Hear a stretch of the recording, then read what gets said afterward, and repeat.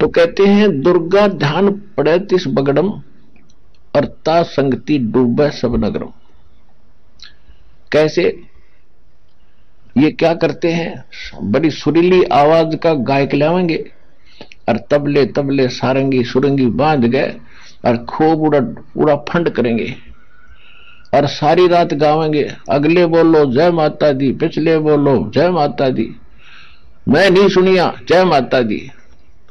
एक समय पहले हमारी संगत स्टार्ट करी थी, थोड़े थोड़े भगत थे। हमारा एक भक्त है, वो अब यहां भी आता है सेवा में, आया हुआ शायद आदमी।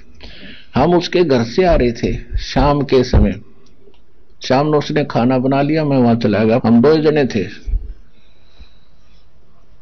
तो वहां से फिर मैं चल पड़ा, मैंने कहा ये क्या हो रहा सोर यहाँ पर साथ में? कहने लगा यहाँ एक दुर्गा उसका जागरण हो रहा है माता का।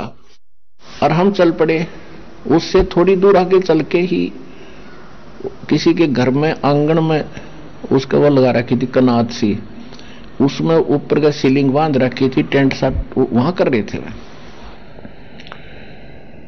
तो उसमें क्या कर रहा है, वो जागरण करने वाला एक व्यक्ति ला रखा, उसका अलग से एक टेंट में अलग सा उसका कमरा बना रखा सीलिंग तक, और वो सुना रहा उन्हें माता के गीत गात से गावे।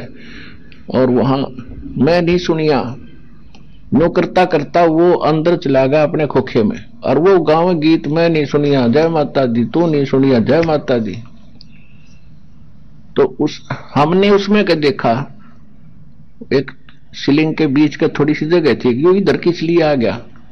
उसने क्या किया, एक शराब की बोतल में तो कुछ शराब डाली, एक थोड़ी सी कोई ड्रिंक डाली वह ठंडी लिमका लिमका, और मार के घुटी। अनुगा मैं नहीं सुनिया मैं तन्ने कहा सुना था तो मैं अभी तेरे को तो सुनना ही नहीं, क्यों तू तो टिट्टी होगा, टन होगी खोपड़ी तेरी।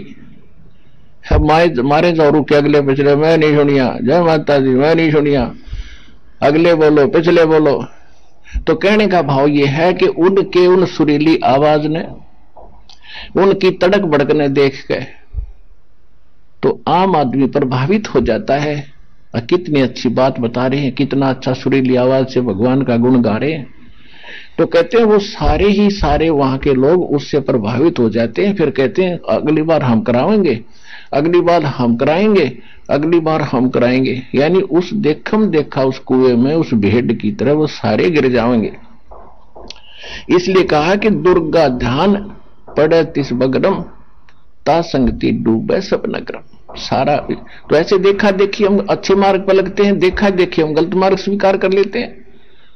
तो ये सूक्ष्म वेद में बताया है कि जो करवा चौथ का व्रत रखते हैं और जो उनके लिए जो कहानी कहते हैं, वो दोनों की दोनों गधी की योनि में जाओगी अगले जन्म में, जब संत नहीं मिले थे। अब क्या बताते हैं परमात्मा, दास के पास एक बहन लाई, अपनी बहन ने हमारा नाम ले रखा था उस लड़की ने, वो अपनी बहन को लाई, उसने किसी और संत से नाम ले रखा था।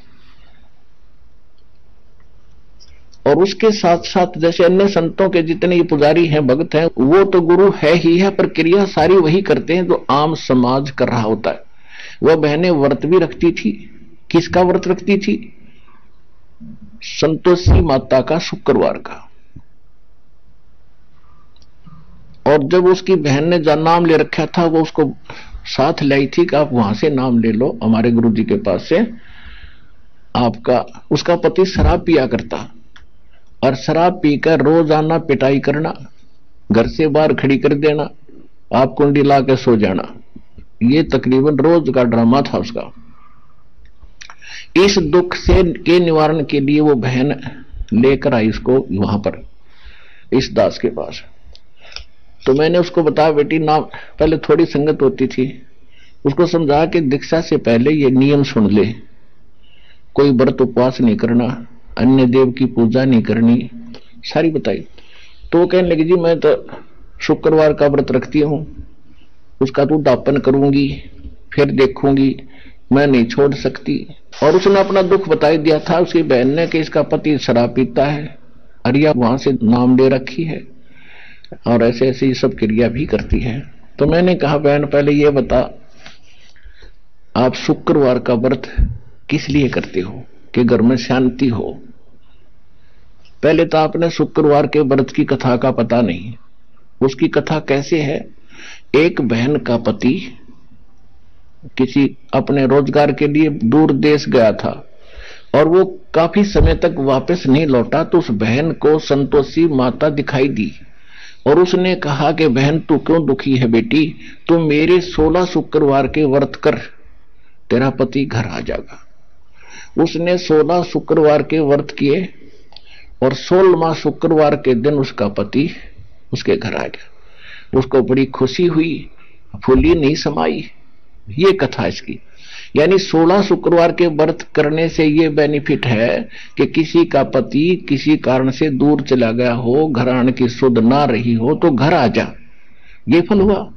और तेरा पति रोज आवर रोज कुटे तने तो भी व्रत राख रही फूटे वाग चले। तो तेने तो शुक्रवार का व्रत कदे नहीं रखना चाहिए कि 1-2 दिन ना हो तो बढ़िया। हाँ 2-4 दिन दे ही तो ना टूटे तेरी।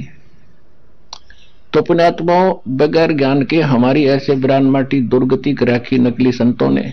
अपना आत्माओं, अब धर्मदास जी क्या कहते हैं कि महाराज जी आपकी सारी बातें ठीक सी तो नहीं लग रही मुझे, क्योंकि पहली बार मैं सुन रहा हूं। और फिर अपना जो पुराना रंग था वो फिर बताता है कि त्रिदेवन की महिमा अपारम, ये है सर्वलोक करतारम।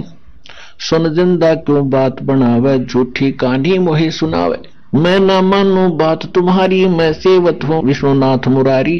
शंकर गौरी गणेश पूजाऊं, इनकी सेवा सदा चतलाऊं। अब प्रश्न किया धर्मदास जी ने कि हे परमात्मा, हे गुरु जी, हे महाराज जी, आप कहते हो कि ब्रह्मा विष्णु महेश में कोई शक्ति नहीं, विष्णु जी में कोई पावर नहीं, भगवान श्री कृष्ण इज विष्णु। श्री कृष्ण जी विष्णु ही हैं। और वो राजा मोर ध्वज के घर गए थे और तामर ध्वज उसके पुत्र को आरे से चीर के वो डेड हो गया था और दोबारा से उसको वो 2 फाड़ कर दिया, दोबारा से उसका शरीर भी ठीक कर दिया, उसको जीवन दान दे दिया।